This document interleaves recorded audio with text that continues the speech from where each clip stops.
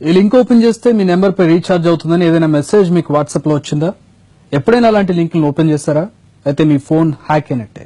WhatsApp లో విపరీతంగా circulate అవుతున్న లింకులతో మీ పర్సనల్ డేటా హ్యాకర్ల చేతిలోకి వెళుతోంది. ముంబైలో ఇలాగే ఓ జర్నలిస్ట్ వాట్సాప్ హ్యాక్ చేశాడు హ్యాకర్. ఆ తర్వాత ఏం జరిగిందో చూడండి.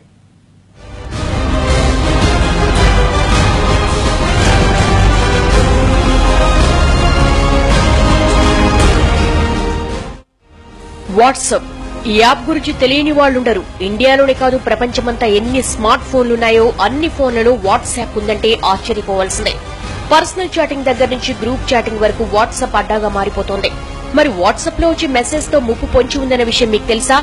గ్రూపుల్లో సర్క్యులేట్ అయ్యే మెసేజ్లతో మీ డేటా హ్యాకర్ల చేతిలోకి వెళ్తుందని మీరెప్పుడైనా అనుమానించారా? ఇప్పుడు అదే జరుగుతోంది. ఓ హ్యాకర్ ముంబైకి చెందిన మహిళా జర్నలిస్ట్ వాట్సాప్ ను హ్యాక్ చేశాడు. మొదట ఆమె నెంబర్ కు న్యూ ఇయర్ విషెస్ పంపించాడు. అందులో మాల్వేర్ ఉండడంతో వాట్సాప్ హ్యాక్ అయింది. అంతే, మరో డివైస్ లో అదే నెంబర్ తో వాట్సాప్ అకౌంట్ ఓపెన్ చేసి ఆమె ఫోటోలు, వీడియోలు అన్ని కాపీ చేశాడు. అంతేకాదు, పేటీఎం ద్వారా డబ్బులు పంపాలి అంటూ ఆమె స్నేహితులకు మెసేజెస్ పంపాడు. విషయం తెలియని ఓ ఫ్రెండ్ డబ్బులు పంపడంతో అవి హ్యాకర్ అకౌంట్ లో పడ్డాయి. చివరకు వాట్సాప్ హ్యాక్ అయిందన్న విషయం ఆలస్యంగా తెలుసుకున్న బాధితురాలు ముంబై సైబర్ క్రైమ్ పోలీసులకు ఫిర్యాదు చేసింది. సదరు హ్యాకర్ ను పట్టుకునే పనిలో ఉన్నారు ముంబై పోలీసులు. సాధారణంగా ఇలాంటి లింకులున్న మెసేజెస్ వాట్సాప్ గ్రూపుల్లో చక్కర్లు కొడుతూ ఉంటాయి. వచ్చే మెసేజ్లను సరిగ్గా చదవకుండానే లింకుల్ని క్లిక్ చేస్తే డేటా అంతా హ్యాకర్ల చేతిలోకి వెళ్లినట్లే. రీఛార్జీలని, లక్కీ డ్రాలని ఇన్నాళ్లు లింక్స్ పంపిన హ్యాకర్లు ఇప్పుడు మరింత చెలరేగిపోతున్నారు. National defence academy, national investigation ఏజెన్సీల పేరుతో మెసేజెస్ పంపిస్తున్నారు. తెలిసి తెలియక ఈ ఫైల్స్, లింక్స్ ఓపెన్ చేస్తే ఇబ్బందులు ఎదుర్కోవాల్సిందే.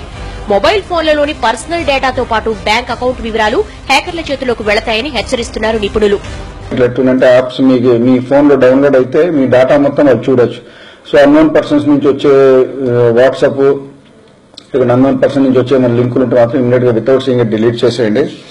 అలాగే మీ ఫోన్ పోయిందనుకుంటే ఇమీడియట్ గా మీరు మీ వాట్సాప్ అకౌంట్ డీయాక్టివేట్ చేయండి. కొత్త ఫోన్ లో లాగిన్ అయిపోయి ఇమీడియట్ గా కొత్త లాగిన్ అయిపోయింది. లేకపోతే మీ ఫోన్ అలాగే ఉండిపోతే దాన్ని మిస్యూజ్ చేసే అవకాశం ఉంటుంది. ఇమీడియట్ గా డీయాక్టివేట్ చేయండి.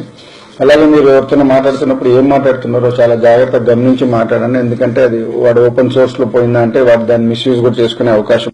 ఇలాంటి సందేశాలతో పాటు ఏకంగా ప్రధానమంత్రి నరేంద్ర మోడీ పేరు మీదే ఓ లింక్ వైరల్ అవుతోంది. ఆ లింక్ ను క్లిక్ చేస్తే కొంత మొత్తంలో నగదు రీఛార్జ్ అవుతుందనో, లేకపోతే ఆ లింక్ ను మరో 10 మందికి పంపిస్తే రీఛార్జ్ అవుతుందన్న మెసేజ్లు ఇటీవల వాట్సాప్ లలో ఎక్కువగా కనపడుతున్నాయి.